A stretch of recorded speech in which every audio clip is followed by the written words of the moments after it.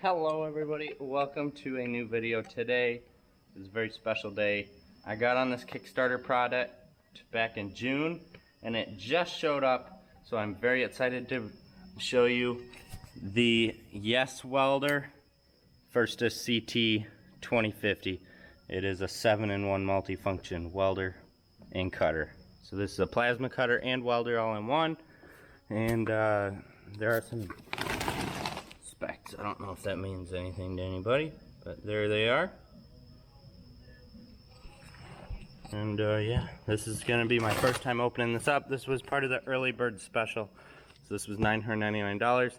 Also got a consumable pack for the plasma cutter, as well as I think the Tig welding stuff, so that'll all be in here as well. So this was about $1,100, what you're gonna see here.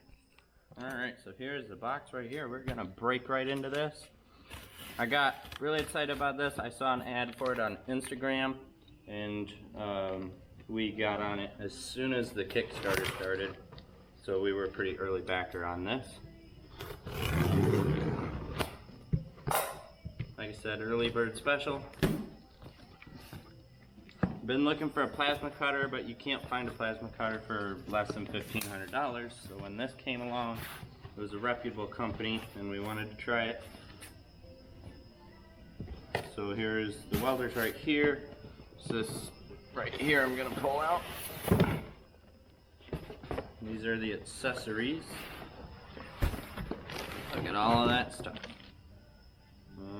Teflon tape, I think that's for the air hose, because a plasma cutter does require an air compressor, and I can't remember if there's one included inside this or not.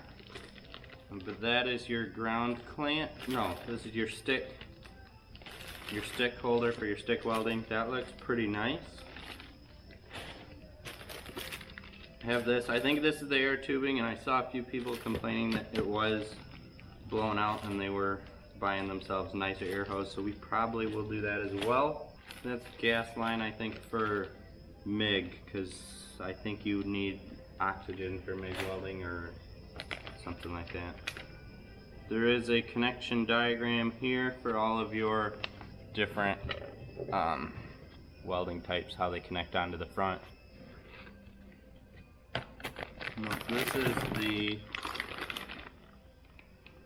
Tig Welder, I believe. I have never TIG welded, so I'm going to learn how to do that so that I can use this.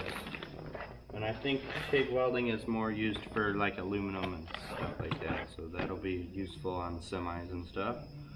We have a 220 to 110 adapter with this, so you can run it on 110 or 220. Some people that I've seen already have complained that the plasma cutter does not work well on 110 at all. This is your ground clamp. Very nice. And then here is what I've been waiting for, the plasma cutter head. That thing is going to be slick. This is your water separator or oil separator for your air compressor, because you don't want all that stuff running into your welder. I'm going to pack all this back in the box and we'll keep going. This is the actual welder. I'm going to lift it out. Very heavy unit. Definitely does not feel cheap.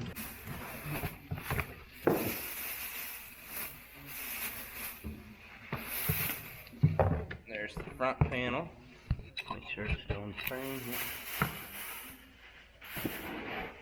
So yeah, this is an AC/DC aluminum welder and plasma cutter with built-in. Oh, it does have a built-in air compressor. All right. So yeah, there's here on the back you have a port for gas in, or gas out, gas in, gas AR. On-off switch, your input, which is 220 default. It's got a cooling fan on the back. On the front, it's got like your full display panel. You got a dial you can use for cranking amperage and stuff like that. Kind of on there crooked, that's kind of interesting. Oh, it's straightened out. But yeah, you got different modes and stuff you can toggle through on that. This is where all your outputs come from on your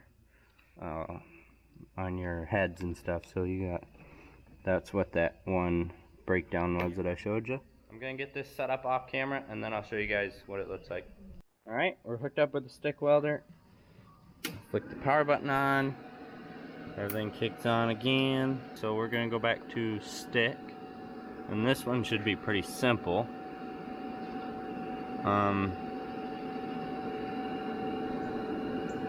Yeah, that's your amperage right there. So this is probably, if I go with what the other welder, we usually go with 75 should be about right.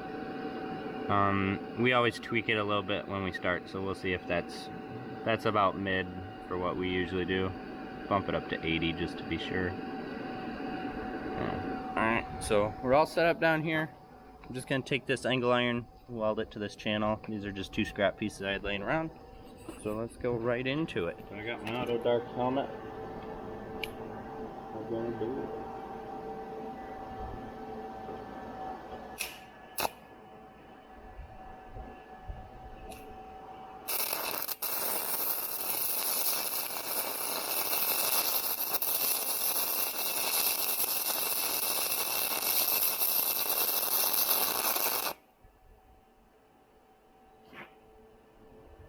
Okay, once I figured out my pattern, that did a really nice job. I'll try and flip it over and do another weld on this back side here to show you guys.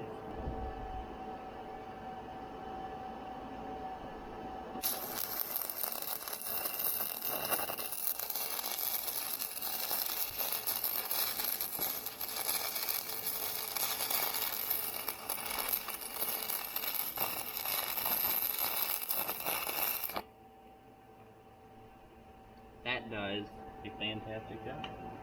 So here's the back side. That is a pretty smooth weld. That was my first one, so figuring that out. Didn't have to change the amperage at all. It's still on 80. So take the ground clamp off, and there you go. You got a nice weld. Pretty slick. This does feel a little bit cheaper than our existing one. I have no idea if that one up there came with our Lincoln welder or not, but this one is a little bit cheaper feeling, but it does the job. Ground clamp, I like this ground clamp. It'll have a lot